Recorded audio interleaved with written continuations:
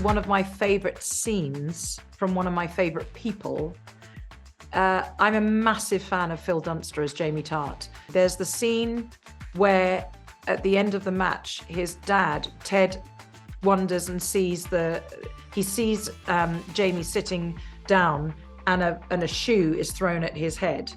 And the way Phil Dunster looks up and looks into Ted's eyes, it's literally like every year of his childhood, the little boy looking at someone to try and say, help me, I don't know how to help myself.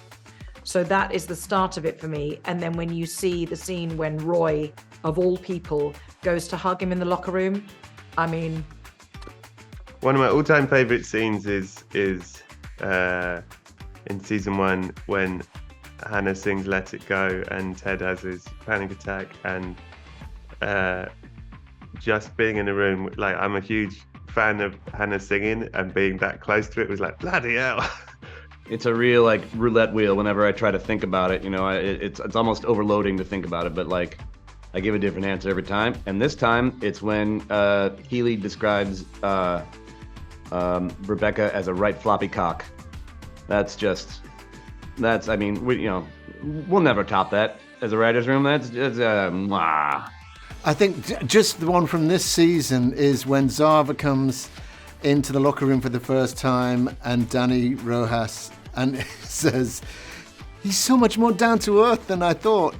That just killed me. I had to pause the show and just laugh for about 5 minutes.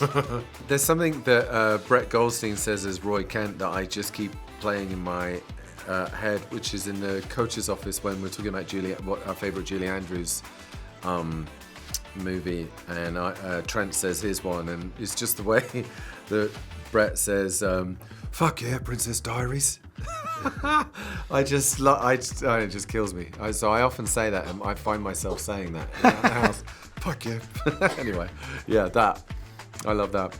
I think one of my favourite episodes is episode 10 of season 2, the funeral episode. I think that the performance that Hannah gave was just absolutely staggering. So that, and to be in the audience, in the congregation for that. So we would literally, all of us just sat in the church watching Hannah do that, all take after take, and nailing it every single time. And obviously she's got an incredible singing voice, so that was always great. I think the dart scene with Ted and Rupert in the pub is just, yeah, that kind of boils down what the show is about, you know, especially that quote, "Be curious, not judgmental," the Walt Whitman quote. I think that's kind of the show summed up into one line and one scene, I guess, is, you know, Ted being underestimated and then kind of like prevailing with this strength that comes from him being somebody who's like open and cares and is standing up for somebody that he cares about. The "be curious, not judgmental," I think is that's serious tattoo territory. You know, you can see why a lot of people get that done. I think of that quote sometimes